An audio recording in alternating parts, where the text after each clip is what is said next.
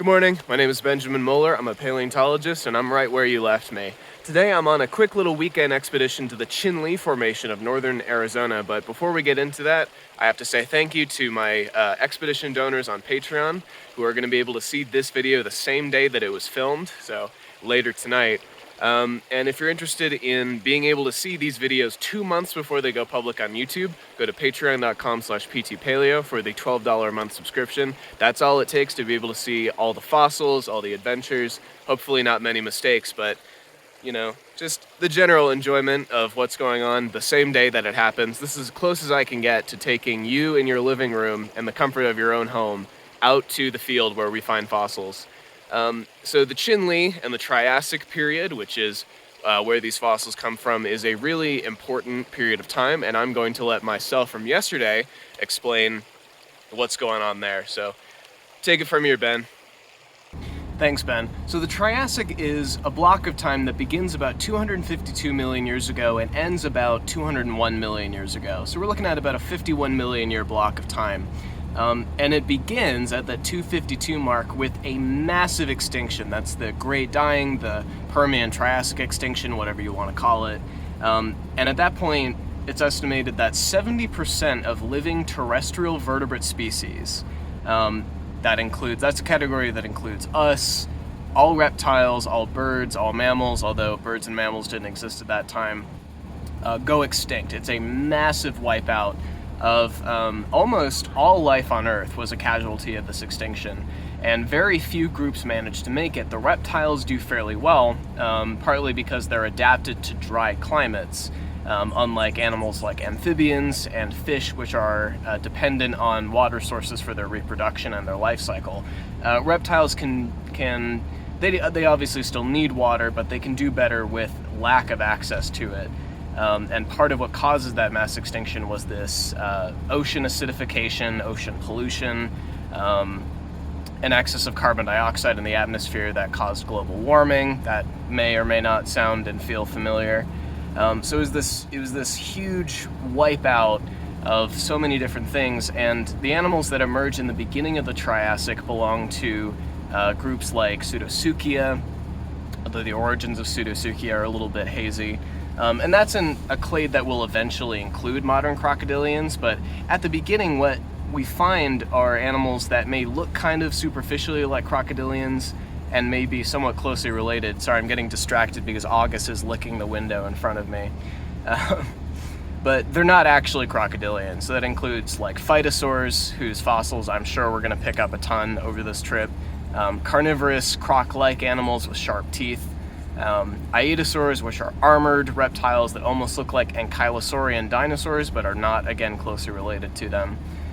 And then we have animals like Dicynodonts, which are not quite reptiles, not quite mammals, somewhere in between.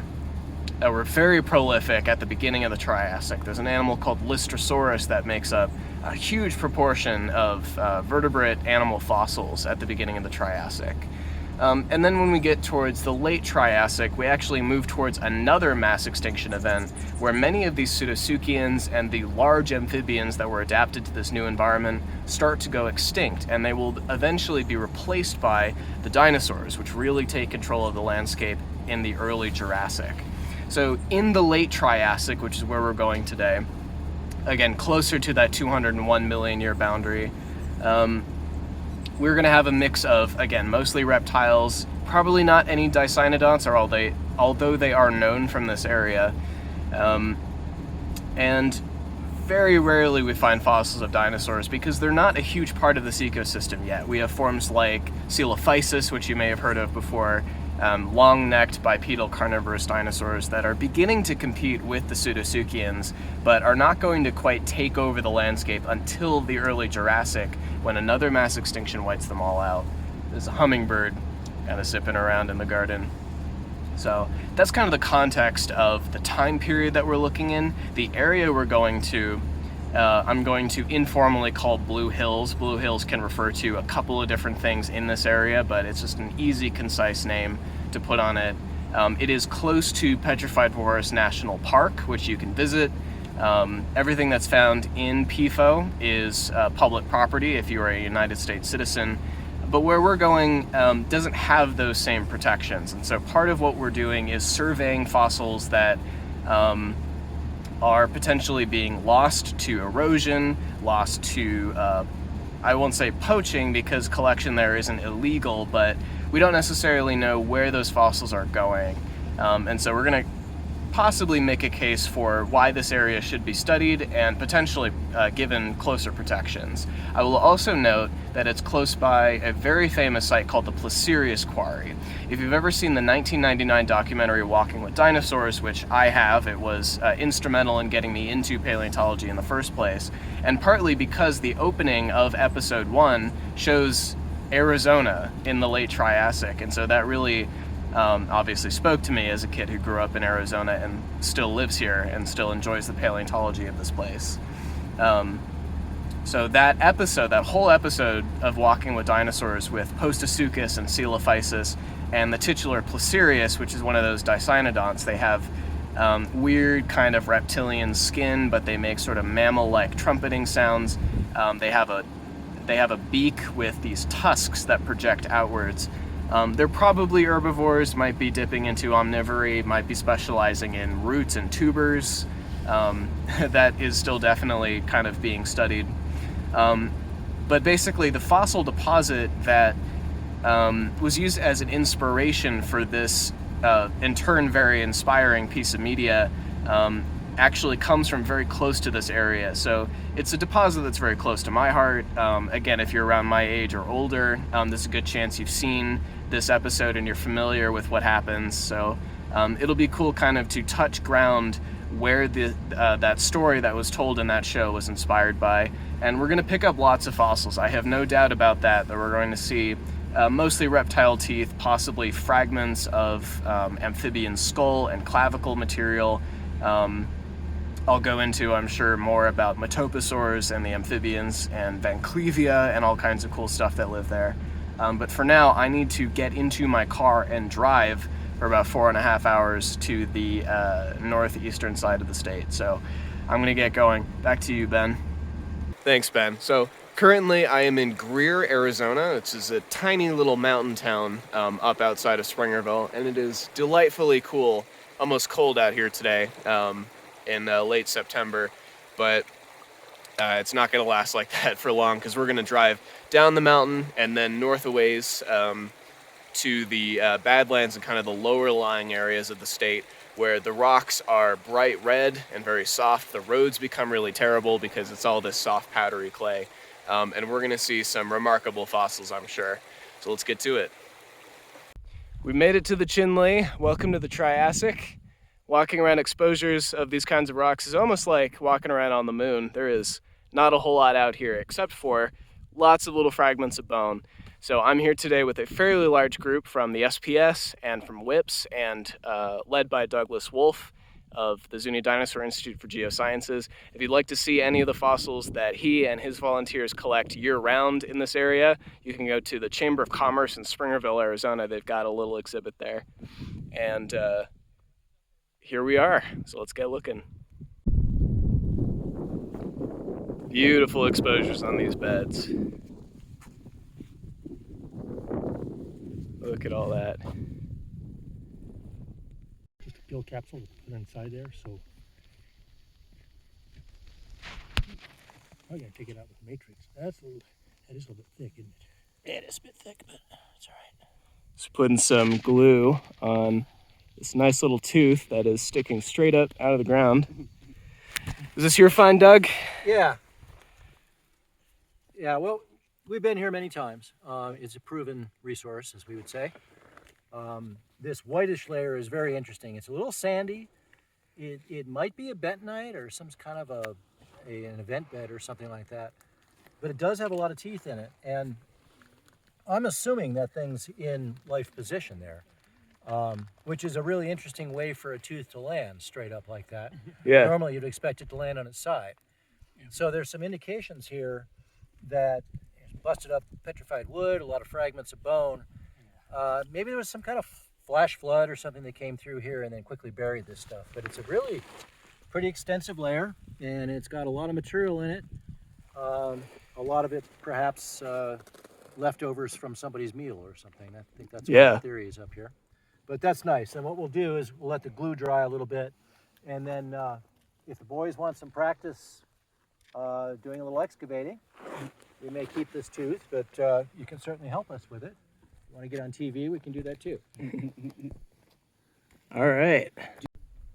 Just like in Menifee, we've got mounds made by harvester ants. That's their little home right there. But they make them with small fragments of, chips of rock that can include fossils. So it's always worth spending a little bit of time picking through the fine pieces to see if there's anything in here. We've obviously found pieces of fragments of things, but there could be small incomplete teeth and scales and all kinds of cool stuff. And that back there is a blown out RV, so that's cool. Just a few minutes time, I've picked up a couple fragments of teeth, and it's going to be a little difficult to focus, but this guy on the left there is a crown, and you can even see those little striations that go lengthwise up and down the tooth, so that's how we know it comes from some kind of animal that is hunting in an aquatic environment. So probably phytosaur. These are all probably chips of phytosaur teeth. Thanks, ants. Here we go. Got a fragment of a little creature, the Triassic Pepsi Cola bottle. It's just a small piece, but we can tell from the patterning on top what species it belongs to, based on those distinct markings.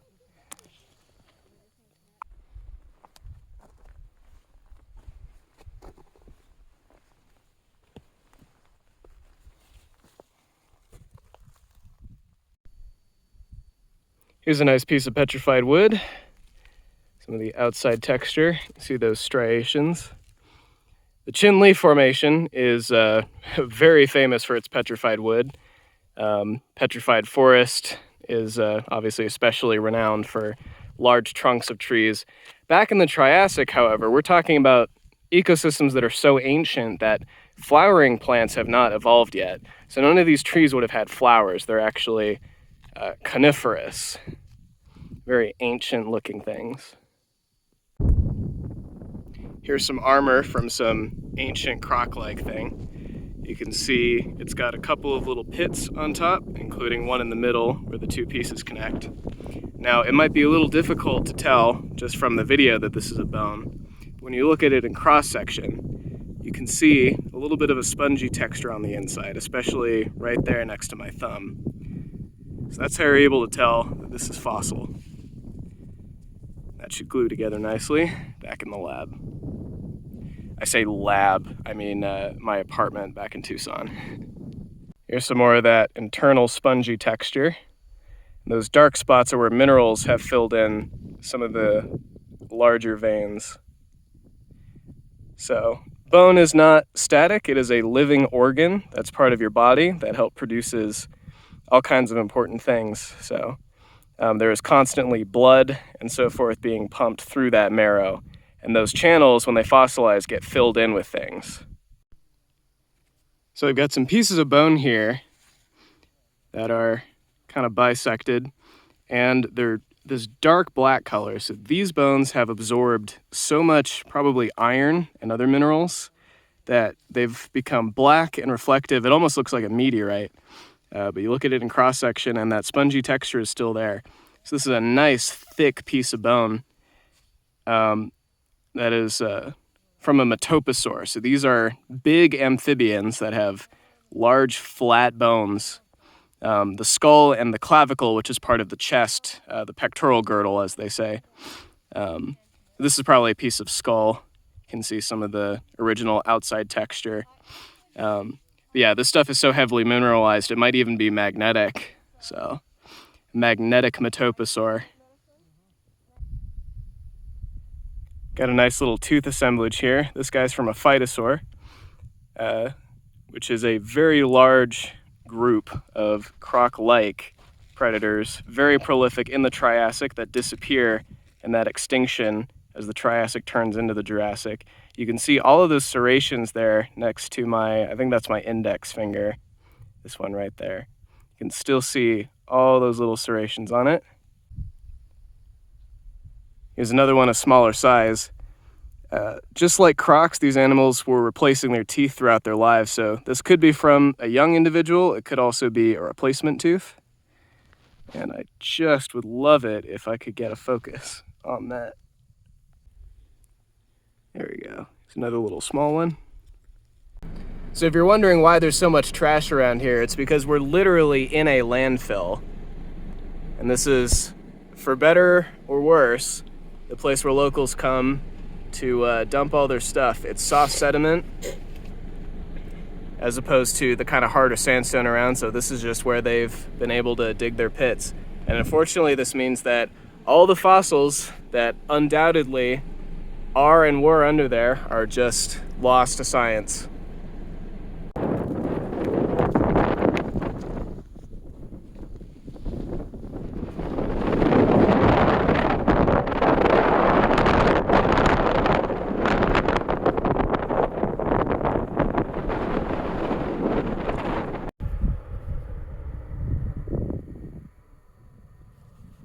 In years past, I was able to get to all these beds over here that have since been completely driven over by vehicles. There was tons of fossils there.